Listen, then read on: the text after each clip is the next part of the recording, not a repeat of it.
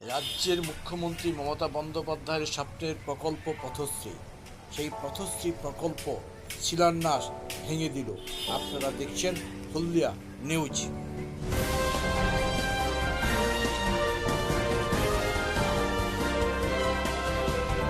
পূর্ব মেদিনীপুর জেলার হলদিয়া উন্নয়ন ব্লকে চকদীপা অঞ্চল ডালিম্ব চকে পথশ্রী প্রকল্পের অভিযানে পূর্ব মেদিনীপুর জেলা পরিষদের সহযোগিতা হলদিয়া উন্নয়ন পর্ষদের ব্যবস্থাপনায় এই রাস্তা প্রকল্পের শিলান্যাস হয়েছিল।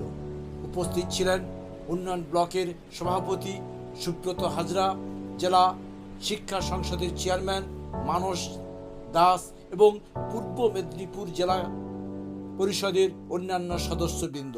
কিন্তু কে বা কারা রাতের অন্ধকারে সেই শিলান্যাসের পাথর ভেঙে দিয়েছে, কে বা কারা ভাঙল সেই নিয়ে তদন্ত শুরু করেছে। পাশেই কর্মতীর্থ আবাসঘর, সেই কর্মতীর্থে কিছুদিন আগেই বিলি বন্টন হয়েছে, যদিও চালু হয়নি, কিন্তু তার আগেই এই পথশ্রী অভিযানের যে ফলক, সেই ফলক ভাঙা নিয়ে এলাকার মানুষের মধ্যে গুঞ্জন দেখা দিয়েছে। আপনারা দেখছেন হলদিয়া নিউজ।